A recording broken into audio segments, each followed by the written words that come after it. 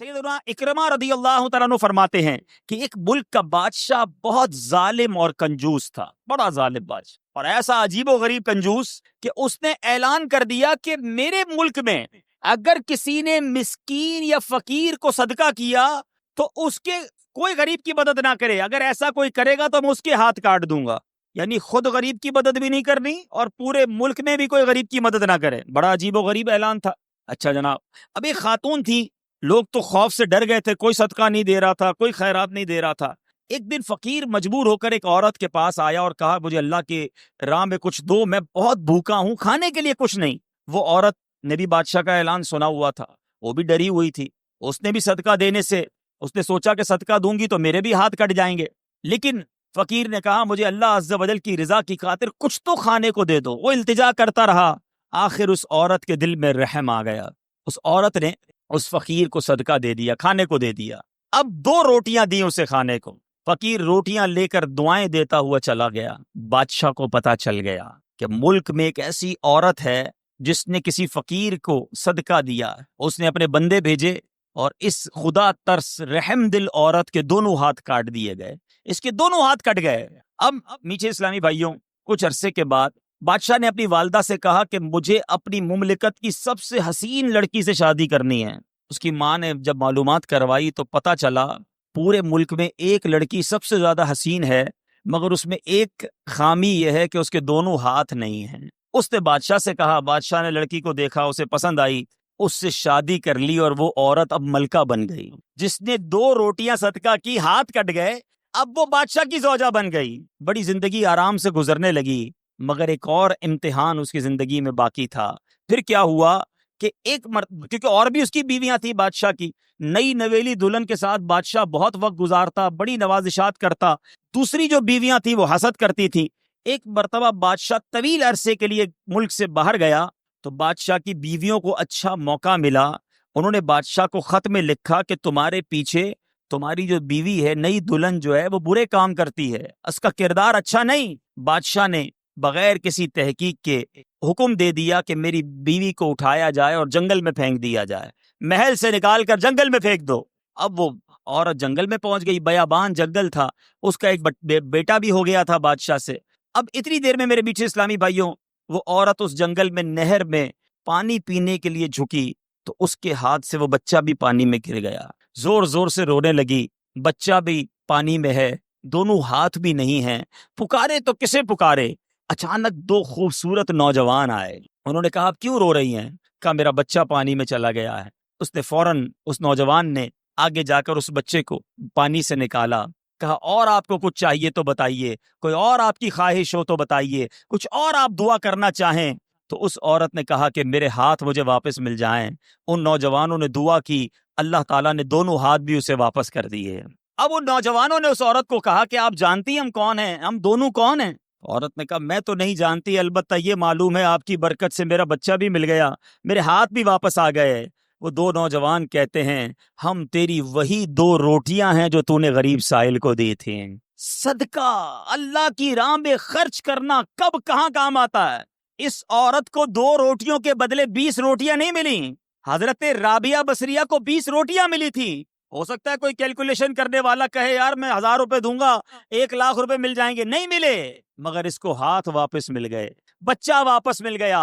کیا معلوم مجھ پر اور آپ پر کوئی بلا آنے والی ہو، کوئی مصیبت آنے والی ہو، کوئی بیماری آنے والی ہو، اگر اللہ کی راہ میں صدقہ دیں، کسی غریب کی مدد کریں اور اس کے دل سے دعا نکلے اور اللہ کریم ہم سے وہ مصیبت کو ٹال دے تو اے میرے میٹھے اسلامی بھائیوں، حضرت منصور بن عمار رحمۃ اللہ تعالی ایک روز واز فرما رہے تھے تو کسی حقدار نے 4 درہم کا سوال کیا، کوئی غریب تھا، مسکین تھا، اس نے 4 درہم کا سوال کیا تو آپ رحمت اللہ تعالی نے اعلان کیا کہ جو اس کو 4 درہم دے گا میں اس کو 4 دعائیں دوں گا۔ آپ نے، اللہ کے ولی تھے، آپ نے فرمایا جو اس کو 4 درہم دے گا میں اس کو 4 دعائیں دوں گا۔ اس وقت ایک غلام گزر رہا تھا، خود بھی غریب تھا، مگر اللہ کے ولی کی ایک ایسی شاندار آواز سنی کہ 4 دعائیں ملیں گی تو اس نے کیا کیا، اپنے پاس اس کے 4 درہم تھے وہ اس نے غریب کو دے دیے، اس سائل کو دے دیے۔ حضرت نے کہا کہ اب بتاؤ کون سی 4 دعائیں کروانی ہے؟ کہ حضرت پہلی دعا تو کر دیں کہ میں غلامی سے آزاد کر دیا جاؤں، غلام ہوں، غلامی سے میری آزادی ہو جائے۔ نمبر 2، مجھے ان درہم کا بدلہ بھی مل جائے، 4 درہم دے تو دیے، مجھے اس کا بدلہ بھی مل جائے۔ تیسری دعا حضور یہ کر دیں مجھے اور میرے آقا کو توبہ نصیب ہو جائے۔ چوتھی دعا یہ کر دیں کہ میرے آقا کی، آپ کی اور تمام حاضرین کی بخشش ہو جائے۔ 4 بڑی پیاری دعائیں کروا لی اس نے جناب۔ اب آقا کے پاس جب وہ غلام پہنچا تو آقا کہتا اتنی دیر کیوں ہو گئی، کدھر رہ گئے تھے بھائی، کئی کام سے بھیجا تھا، اتنا لیٹ؟ کہتا ہے حضور ایسا ایسا ماجرا ہوا، راستے میں حضرت منصور اللہ کے ولی وہ کہہ رہے تھے جو 4 درہم دے دے میں 4 دعائیں کروں گا، میں نے تو 4 درہم دی اور 4 دعائیں کروا کے آیا ہوں۔ کہا اچھا بتاؤ دعائیں کون سی تھی، پہلی دعا بتاؤ۔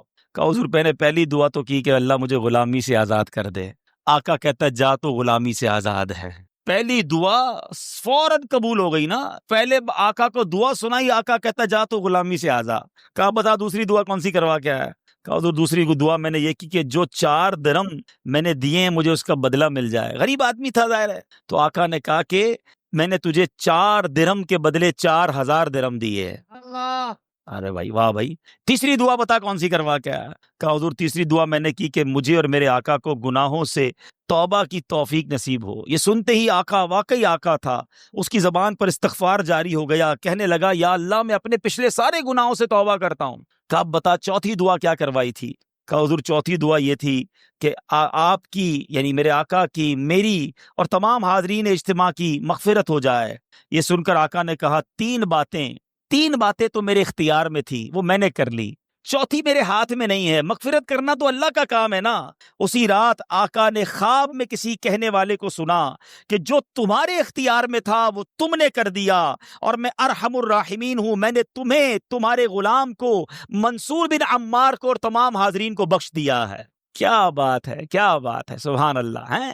یہ میرے پیچھے اسلامی بھائیوں یہ واقعہ جو ہے یہ کتنی زبردست موٹیویشن ہے کہ ہمیں نہیں پتا ہوتا، کسی غریب کی مدد کر کے، کسی محتاج کی مدد کر کے، کسی پریشان حال بندے کی مدد کر کے ہم کبھی کبھی ایسی دعا لے لیتے ہیں کہ ہمیں اندازہ بھی نہیں ہوتا، اور وہ ایسی دعا دے دیتا ہے کہ بگڑی بن جاتی ہے، مشکلیں ٹل جاتی ہیں۔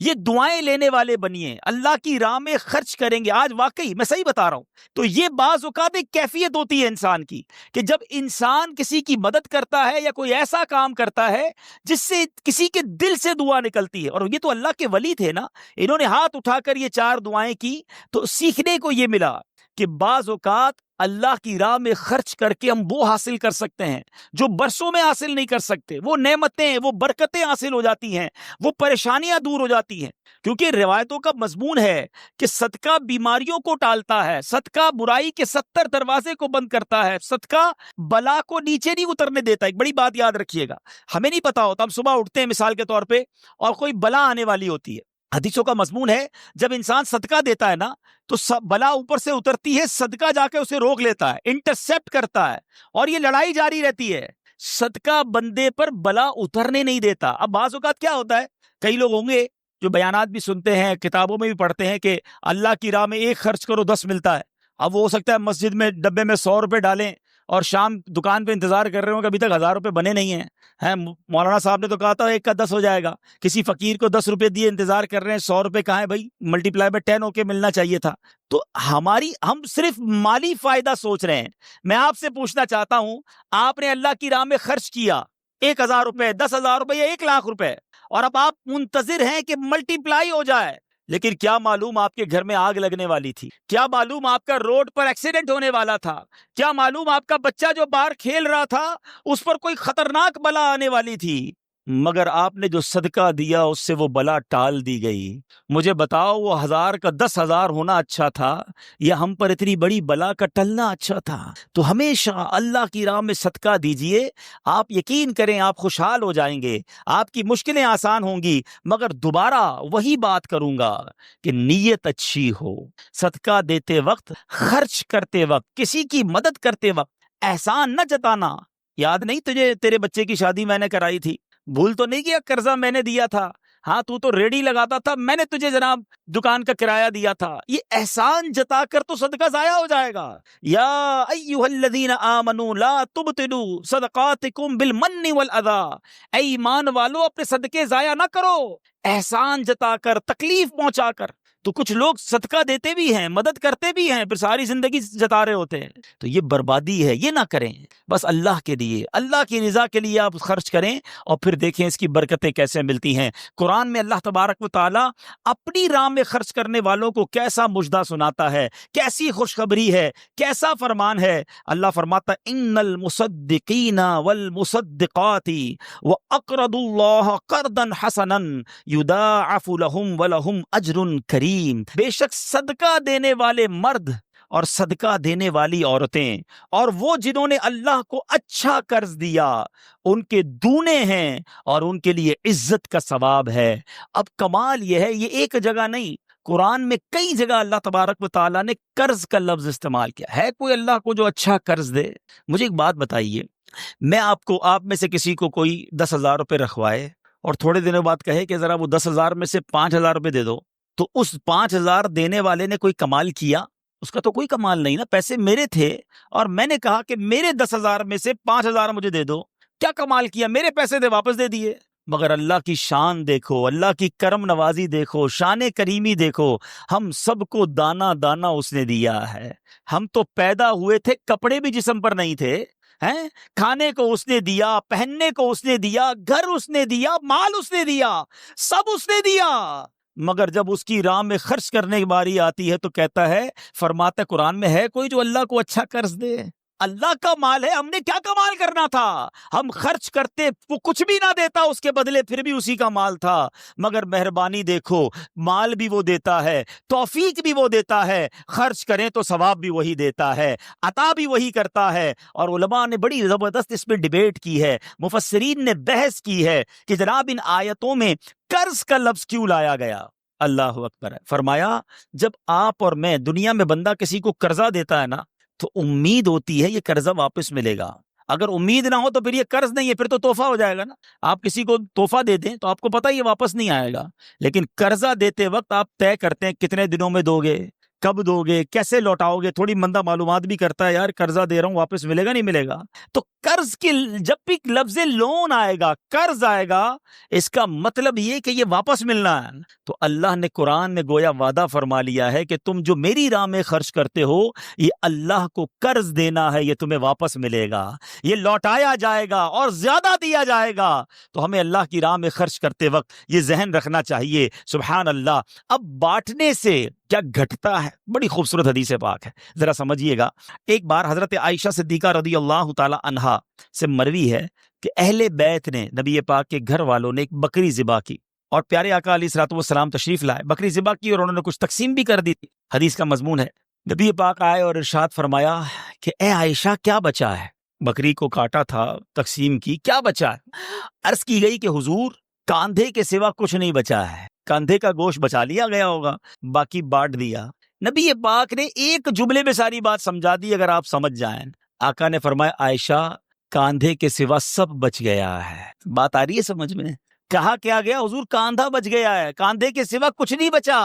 اور نبی پاک نے فرمایا کاندھے کے سوا سب بچ گیا ہے، یعنی جو بٹ گیا ہے وہ بچ گیا ہے. یہ ذہن بنا لو کہ آج میں نے اور آپ نے جو اللہ کی راہ میں خرچ کیا وہی بچا ہے، ورنہ باقی تو ہم کھا کے ختم کر دیں گے نا. اگر ہم مر جائیں گے تو یہ پیسے تو بچوں کے وراثت میں چلے جائیں گے.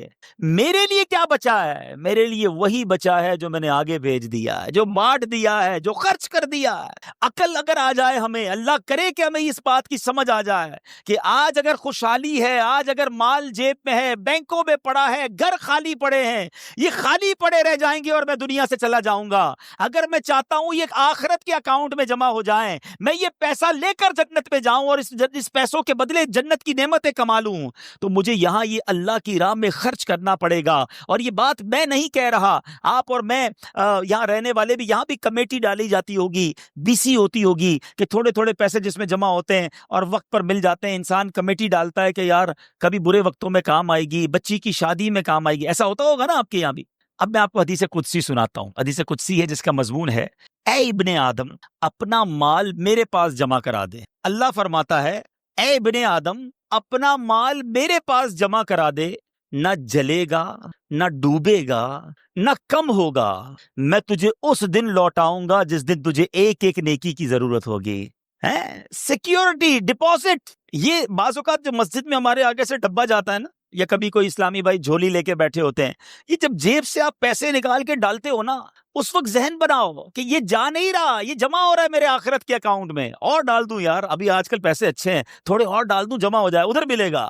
تو جب بھی آپ کے دن اچھے ہوں، یقین کریں جب آپ کے ہاتھ کھلا ہو، آپ کو لگتا ہے یار اللہ نے بڑا نوازا ہوا ہے، تو فوراً آخرت کے لیے سوچیں. جیسے ہی زیادہ پیسے آتے بندہ سوچتا ہے نا یار آج کل اچھے پیسے ہو گئے، کوئی اچھی جگہ پر گھر لے لیتے ہیں، چلو بچوں کو لے کے کہیں سیر کرانے جاتے ہیں. آپ اپنے پیسے کو دنیا میں انجوائمنٹ کے لیے جب یوز کر رہے ہیں، تو اسی پیسے کو آخرت کی انجوائمنٹ کے لیے، آخرت کی لگژریز کے لیے، آخرت کی نعمتوں کے لیے استعمال کرنے کا ذہن بنائیں اور دیتے چلے جائیں. میں یہاں ایک مشورہ بھی دینا چاہوں گا، بالخصوص میرے بزرگوں کو، اللہ نے جن کو نوازا ہے، بلکہ میں کہتا ہوں تھوڑے پیسے بھی ہیں نا، یہ میرا مشورہ یاد رکھ لو. اور یہ امیر علیہ سنت نے ایک بار مدنی مذاکرے میں بھی فرمایا تھا. ہم نے الحمدللہ تحدیث نعمت کے لیے عرض کرتا ہوں، الحمدللہ میری والدہ مرحومہ نے، میرے والد صاحب نے، میں نے خود بھی، ہمارے گھر والوں نے، ہم نے اس طریقے پر عمل کیا اور اس کی برکتیں پائی ہیں. تو اچھی نیت سے میں آپ کو بتاتا ہوں کہ ہم دیکھیں دنیا میں ہیں، ٹھیک ہے، ہم نے بہت سارے ایسے جنازے پڑھے ہیں، ایسے سویم میں بھی گئے ہیں، 40ویں میں بھی گئے ہیں، اور جا کے ہم نے مرحوم کے بچوں کو کہا ہے کہ دیکھیں آپ کے ابو جان چلے گئے دنیا سے، کروڑوں روپے چھوڑ کر گئے ہیں، آپ کے ابو نے کتنا کیا آپ کے لیے، اب آپ اپنے ابو کے لیے کچھ کیجئے، کوئی مسجد بنائیے، کوئی مدرسہ بنائیے، کوئی کنواں کھدوائیے، اپنے والد کو ثواب پہنچائیے. تو وہ بیٹا جس کے لیے باپ نے زندگی گزار دی، کروڑوں اربوں روپے چھوڑ کر گیا، وہ کہتا ہے ابھی تو ہاتھ بڑا ٹائٹ ہے، تو ابھی بعد میں کریں گے، تو بعد میں دیکھ لیں گے. اور ہم دیکھتے ہیں اس کے بعد مرحوم کے لیے بظاہر کچھ نہیں کیا جاتا. تو آج مجھے اور آپ کو اپنی فکر خود کرنی ہے. اگر آپ نے پیسے کمائے ہیں نا، آپ نے مکان بنائے ہیں، آپ نے جائیدادیں بنائی ہیں، تو اپنی فکر خود کیجئے. اس کے دو طریقے ہیں. ایک طریقہ، اپنی زندگی میں ہی انہوں نے ماشاءاللہ یہ مسجد بنا دی، مدرسہ بنا دیا، بہت اچھی بات ہے، یا تو یہ کر لیں. اور اگر یہ نہیں کر پا رہے تو دوسرا طریقہ بتاتا ہوں جو بڑا آسان ہے. وہ یہ ہے کہ انسان کو شریعت نے یہ اختیار دیا ہے کہ آپ اپنی وصیت کر جائیں، اور وصیت میں 30% آپ وصیت کر سکتے ہیں کہ آپ کے چھوڑے گئے مال میں سے 30% کسی نیکی کے کام میں خرچ کر دیا جائے، آپ کے لیے صدقہ جاریہ کے لیے خرچ کر دیا جائے. بھائیوں والا مشورہ ہے، آپ عمل کریں نہ کریں، کہ اگر زندگی میں یہ وصیت کر دیں کہ میرے مرنے کے بعد جو بھی میرا مال بچے گا اس میں سے 30% جو ہے وہ دعوت اسلامی کو یہ کہہ کر دیا جائے کہ میرے لیے صدقہ جاریہ کے لیے مسجد، مدرسہ، جامعہ، کوئی ایسا کام کر دو کہ قیامت تک مجھے ثواب ملتا رہے. مجھے بتاؤ، مرنے کے بعد آپ کا مال 70% تو بچوں کے لیے بچے گا نا، 30% تو اپنے ساتھ لے جاؤ، اپنی جنت بنا لو. ورنہ ہوتا یہ ہے کہ ساری زندگی والد نے محنت کی، محنت کرتے کرتے بوڑھا ہو گیا، لاکھوں کروڑوں روپے کی جائیدادیں چھوڑ کر گیا، اور مرنے کے بعد خاندان میں کوئی ایصال ثواب، کوئی خرچ کرنے کے لیے تیار نہیں ہے. تو دو چیزیں یاد رکھیں، ایک تو زندگی ہی میں اپنے لیے ثواب جاریہ والے کام کر لیں. اللہ کی رحمت سے دعوت اسلامی ساری دنیا میں مسجدیں بنا رہی ہے، ماشاءاللہ ایسے کئی کام ہو رہے ہیں جو قیامت تک چلنے والے ہیں. آپ اپنی زندگی میں اپنے لیے وہ کام کر لیجئے. اور اگر ایسا نہ بھی کر سکیں اور کر بھی لیا ہو تو وصیت کرنے میں تو کوئی حرج نہیں ہے کہ مرنے کے بعد تو میرا مال میرے پاس رہنا ہی نہیں ہے، تو کیوں نہ وہ میرے ساتھ جنت میں مجھے کام آ جائے. اور آج بھی صدقہ کیسی کیسی پریشانیوں اور بیماریوں کو دور کرتا ہے. اللہ اکبر. ایک اور ایمان افروز واقعہ سناتا ہوں کہ ایک بار حضرت عیسیٰ علیہ نبینا علیہ الصلوۃ والسلام کے زمانے میں ایک دھوبی تھا جو لوگوں کے کپڑے آپس میں تبدیل کر دیتا تھا، یعنی لوگوں کے کپڑے ملا دیتا. لوگ بڑے پریشان تھے اس. تو لوگوں نے حضرت عیسیٰ علیہ الصلوۃ والسلام کو اس کے متعلق بتایا. تو آپ نے اللہ عز و جل کی بارگاہ میں دعا کی کہ اے اللہ اس کو ہلاک فرما دے. اللہ کے نبی نے ایک ایسے شخص کے لیے دعا کی کہ یا اللہ اس کو ہلاک کر دے، تیرے بندے اس سے بڑے پریشان ہیں. ایک روز وہ دھوبی بالکل اسی معمول میں نکلا، اس کے پاس 3 روٹیاں تھیں. ایک سائل آیا، ایک فقیر آیا، اور اس نے کہا کہ اللہ کے لیے مجھے روٹی دے دو. تو آپ نے، اس دھوبی نے ایک روٹی اس سائل کو دے دی. سائل نے دعا دی کہ اللہ تعالیٰ تجھ سے آفات سماویہ کا شر دور کر دے، آسمانی بلاؤں کو دور کر دے.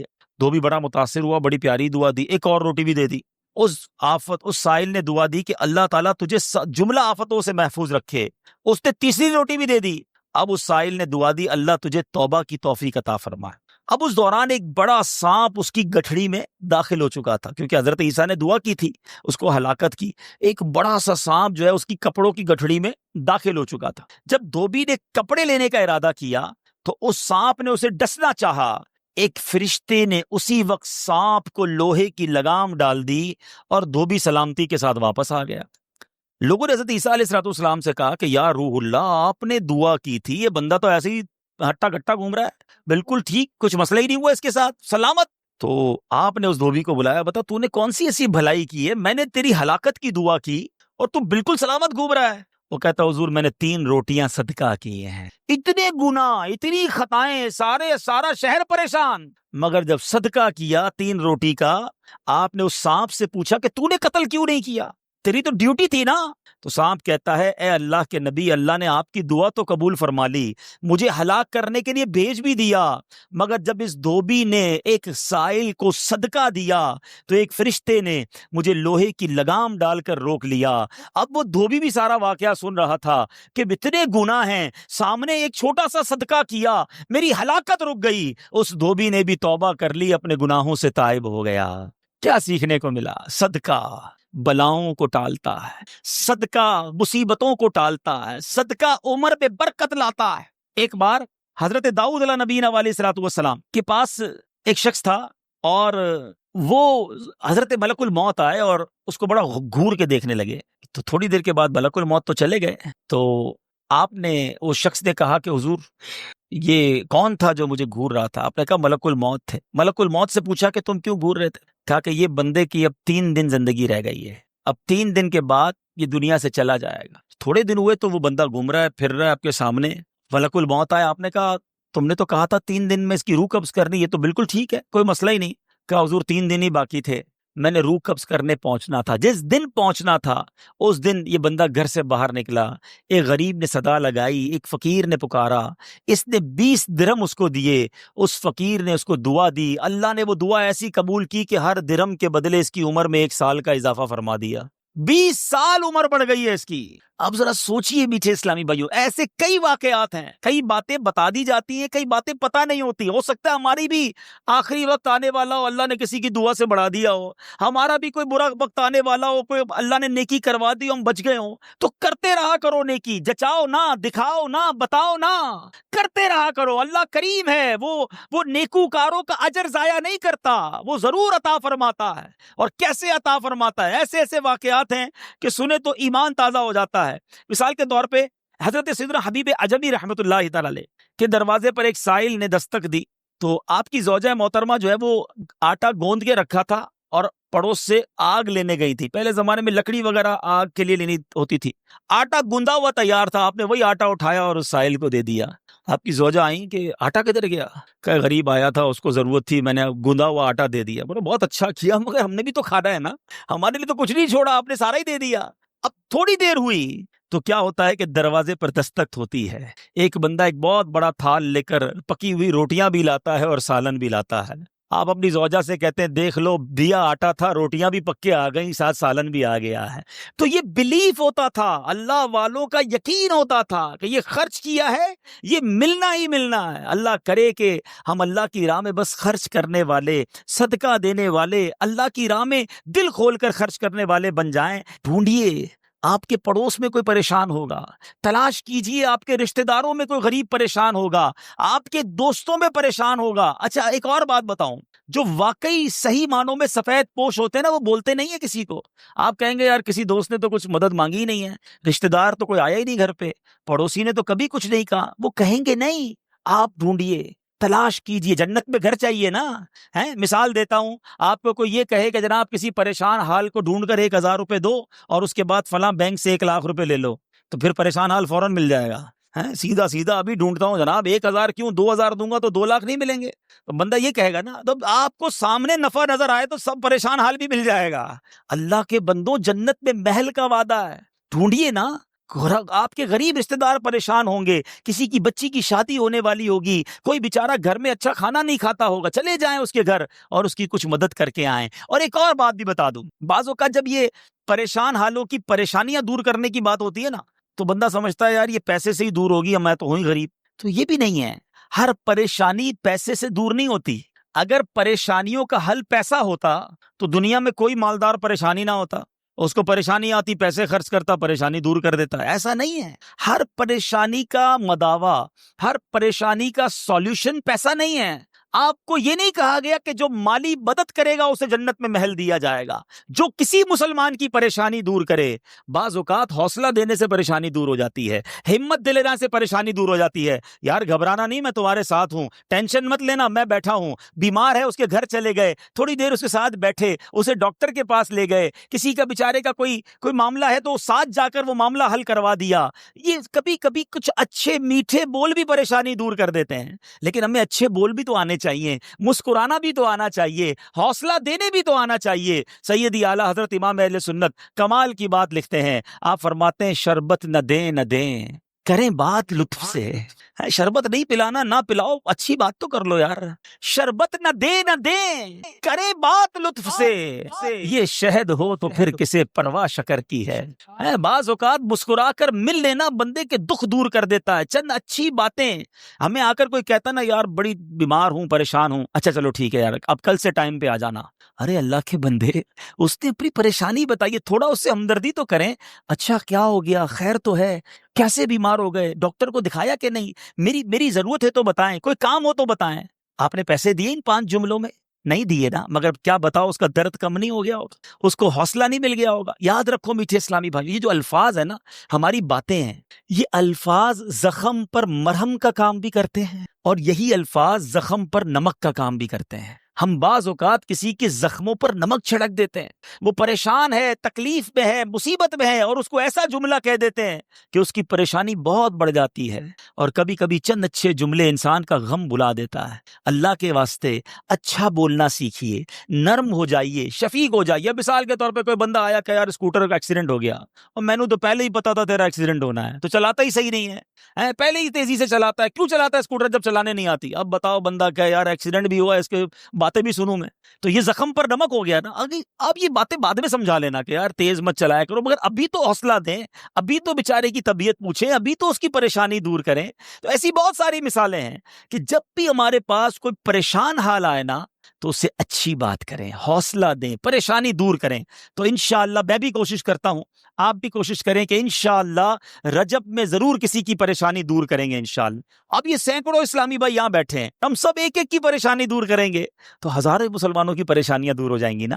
یہ اسلام کی بیوٹی ہے، یہ اسلام کی خوبصورتی ہے کہ مسلمان کی مدد کرے، اس کی پریشانی دور کرے. مالی پریشانی ہے تو دور کریں، جسمانی پریشانی ہے تو دور کریں. بعض اوقات فقط مورل پریشان ہوتا ہے، اکیلا ہوتا ہے، تنہا ہوتا ہے، مایوس ہو گیا ہوتا ہے، آپ اٹھا دیں اسے، ہمت دے دیں، وہ اگلا کھڑا ہو جاتا ہے. تو ہمیں یہ کام کرتے رہنا چاہیے. تو بہرحال آج کے اس مختصر سے بیان میں جو میں نے چند باتیں قرآن و حدیث کی روشنی میں، بزرگان دین کے واقعات کی روشنی میں آپ کو بتائیں کہ اللہ کی راہ میں خرچ کیجئے، دل کھول کر خرچ کیجئے.